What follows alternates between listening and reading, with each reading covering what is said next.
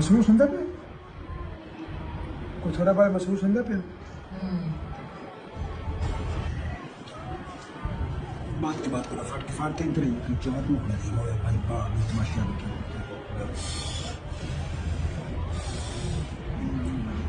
बाबा जी ये की करते पे हो तूने कि दस्या है ना ये मेरा तरीका है काम करने का पता नहीं केड़े तरीका